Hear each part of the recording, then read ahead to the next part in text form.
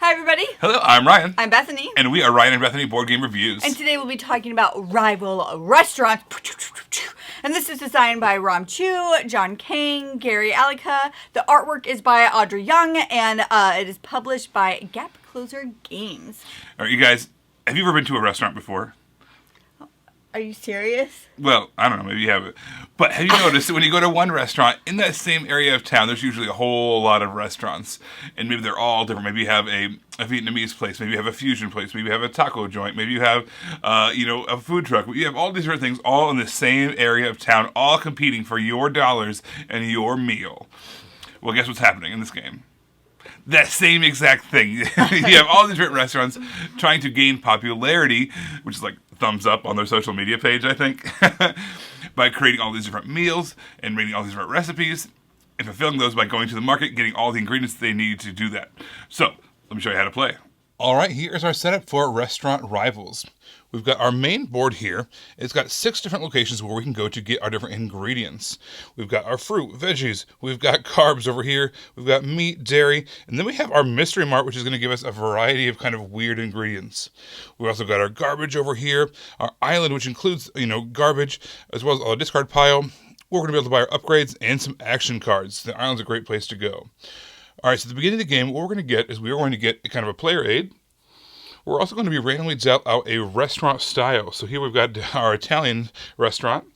It's going to have some spots for our victory points, which is popularity. We're going to move down this track as we get more and more popular as we complete recipes. When we get to certain milestones, we're going to get some of these special actions as well. All the restaurants have different abilities.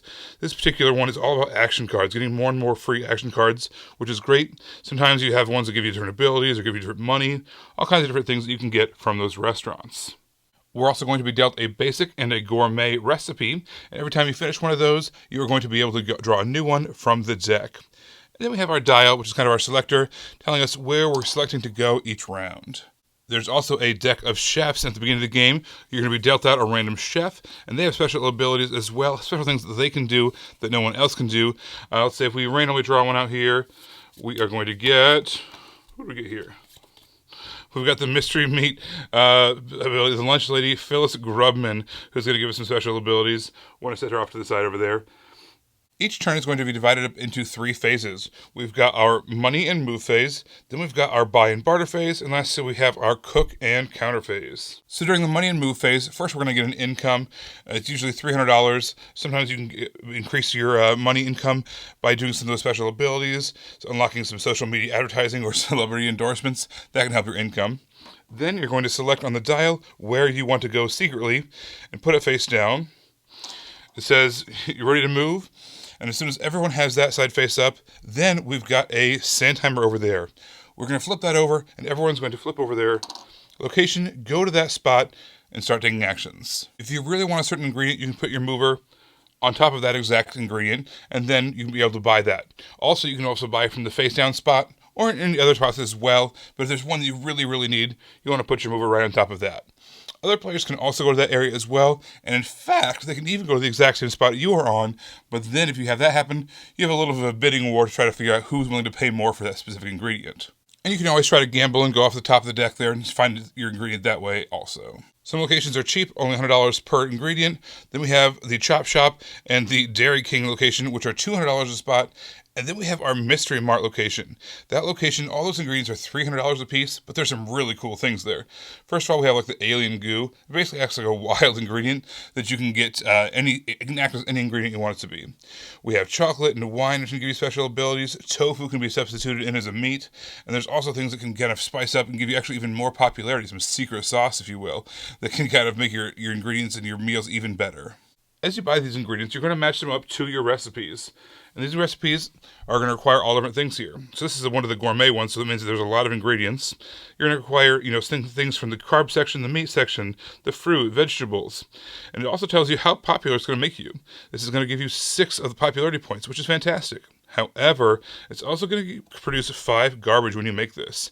So when you fulfill this, you're going to get the 6 popularity, you're going to move down on your track, but you're going to take 6 of these trash tokens. There was 5 actually for that one. You take 5 of those trash tokens, and now, basically, if you ever get any more popularity from completing your recipe, you have to subtract 1 popularity per trash you have, which is not good at all. So the way to get rid of trash is you can go to the island. You can pay $100 per trash to get rid of it. So if we do something like that, pay $400, get rid of 4 of those trash, now we've only got 1 trash left. If we complete a recipe like this one, which gives us 2 popularity, now it would only give us 1 popularity, but at least we'd still be able to move up on the track.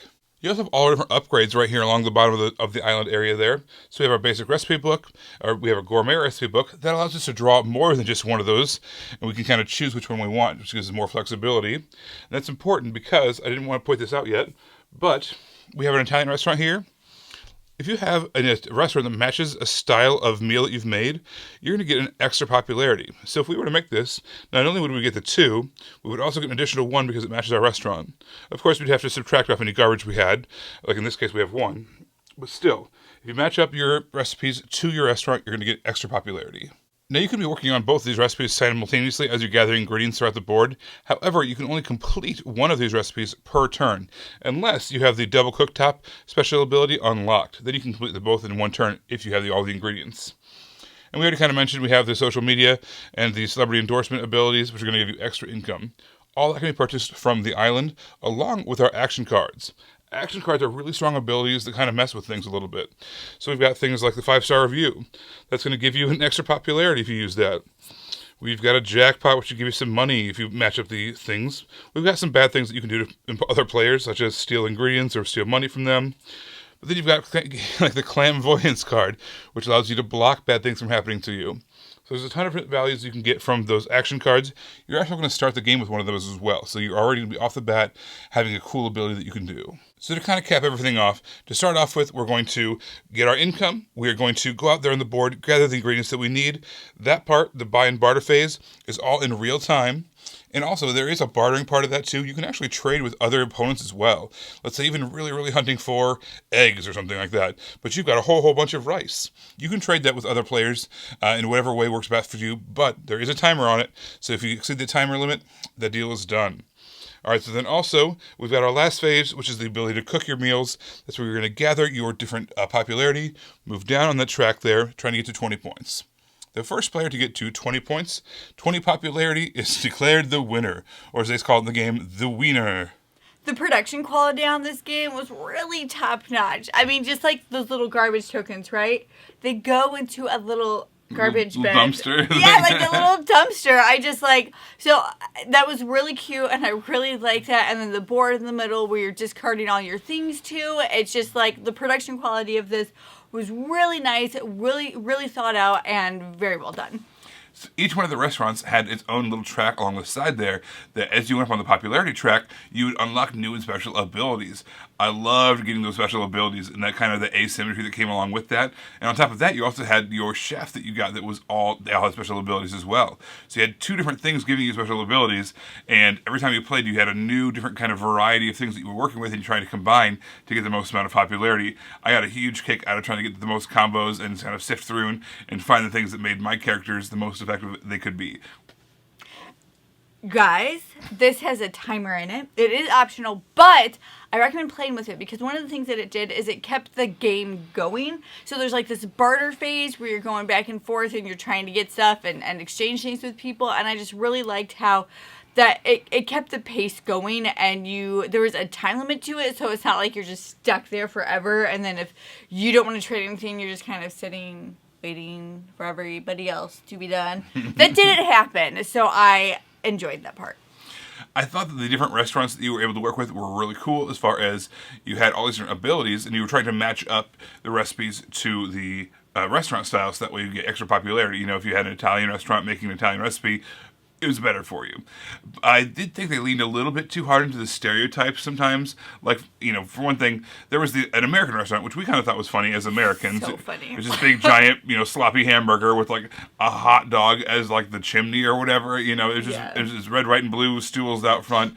Super, super American and funny, but also some of the other restaurants were like, I don't know, they just leaned into the stereotypes of the different restaurants a little too much. Like there was a giant sombrero for the Mexican restaurant, and I don't know how I felt about that. It was a little off-putting for me.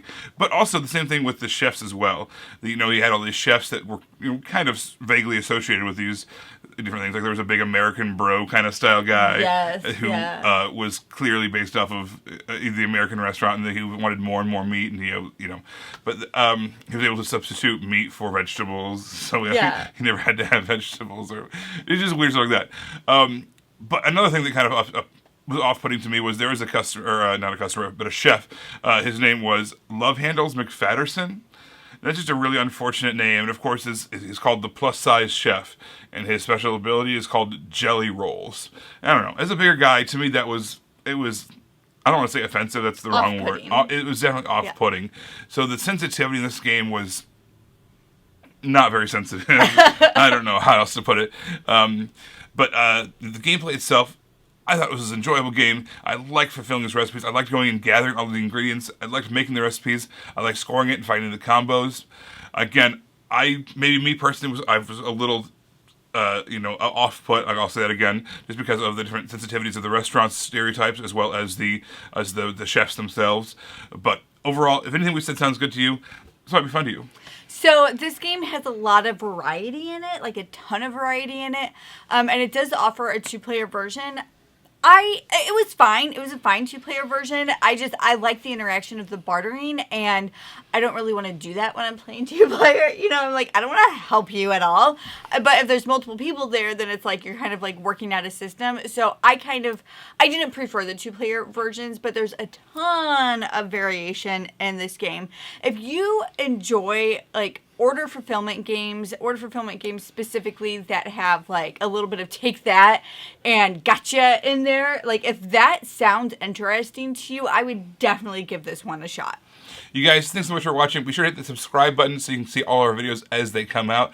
And we've got a plethora of places we are on social media. Check out here. You can see all our different content we're putting out there. Having a lot of fun talking about games. Thank you so much for watching. And don't forget to leave a comment below so we know your thoughts. Have you heard of this? What's your favorite local restaurant in your hometown? I want to know. Let us know. Well, we'll see you next time. Bye, everybody. Bye.